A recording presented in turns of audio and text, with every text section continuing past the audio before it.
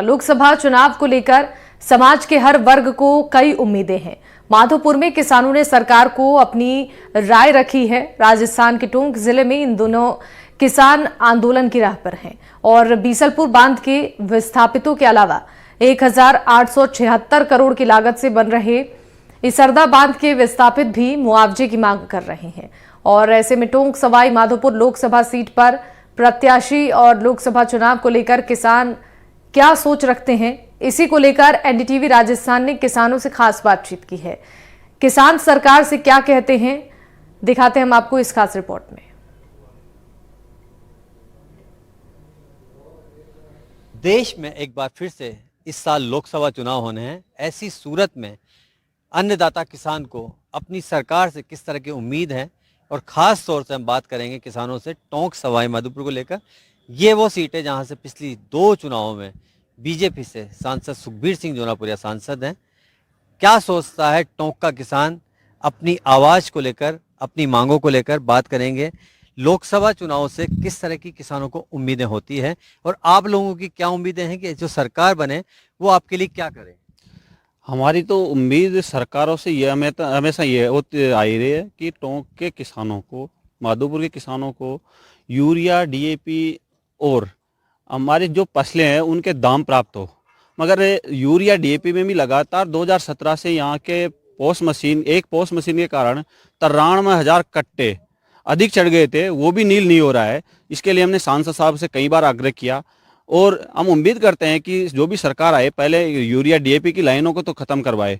और यहाँ पे इतनी बड़ी विडम्बना है कि जो ज़मीन सिंचित पिछले 20 सालों से होती आ रही है उसको भी असिंचित बताकर यहाँ एक ईआरसीपी परियोजना, जो आज काफ़ी अच्छी परियोजना मानी जा रही है, जिसमें केंद्र सरकार के मंत्री और राजस्थान के मुख्यमंत्री आमने सामने होते रहे, उस योजना की ज़मीन का भी मुआवजा इनको नहीं दे रहे हैं। और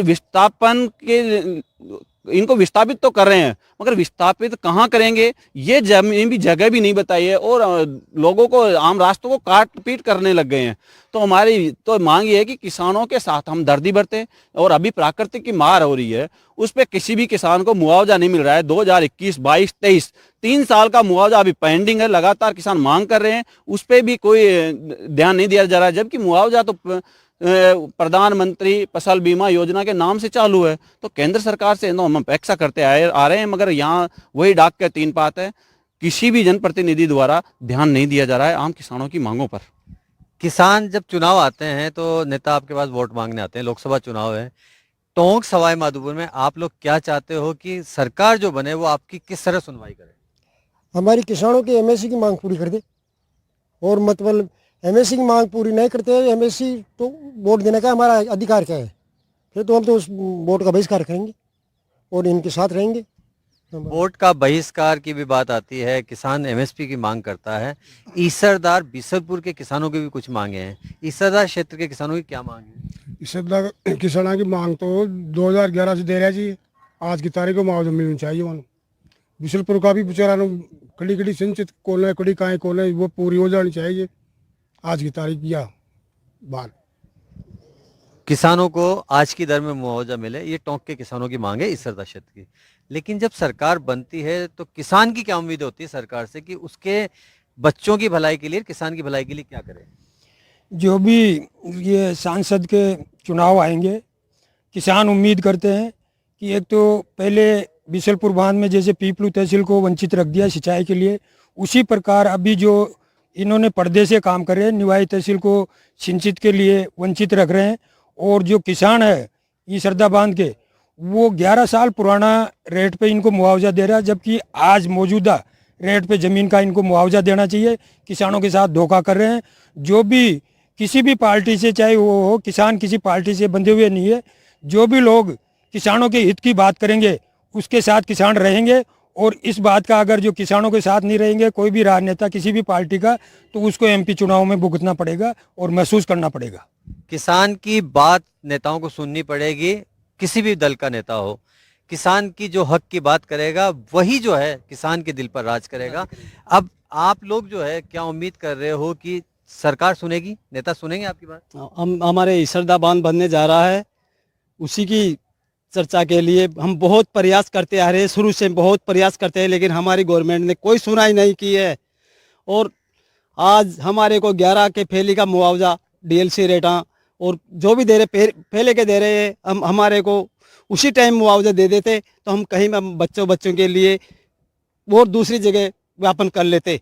हमारे को आज डुबा रहे हैं तो आज की रेट का मुआवजा दे, वो भी 12 नहीं दे रहे हैं, जबकि ज़मीन सिंचित हो रही है हमारी। किसान को मुआवजा नहीं मिलता, किसान को खाद नहीं मिलता, किसान को पानी भी नहीं मिलता। ईआरसीपी प्रोजेक्ट आया है, क्या उम्मीद है इससे किसानों की तस्वीर बदलेगी? और लोकसभा चुनाव को लेकर आप कितने तैयार हैं? हम लोकसभा चुनाव में उसी को वोट देंगे जो किसान की हर समस्या का समाधान करेगा। जो भी सरकार में कोई हमें अच्छा कैंडिडेट दिखेगा उसको हम वोट देंगे।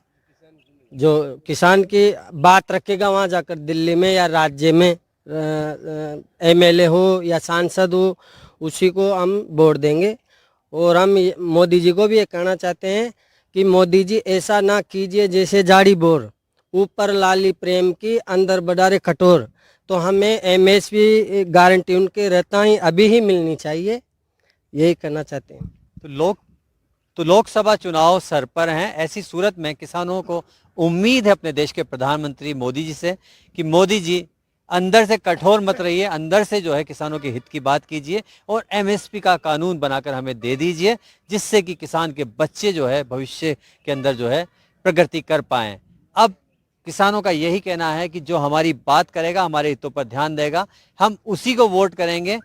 हम कैंडिडेट देखेंगे, उसके वादे, उसके आश्वासन के बाद जो है हम उससे बात कर ही अपने वोट का प्रयोग करेंगे। लेकिन एक सबसे महत्वपूर्ण बात जो निकल कर आई है लोकसभा चुनाव से पहले, वो यही है कि किसान चाहते हैं कि उन्हें न्यूनतम समर्थन मूल्य मिले उसकी फसलों का। वहीं जो टोंक की स्थानीय मांगे हैं, चाहे इसरदा बांध की हो या बिसलपुर बांध की हो, उन मांगों पर भी सरकार को विचार करना चाहिए। डबल इंजन सरकार का फायदा होना चाहिए।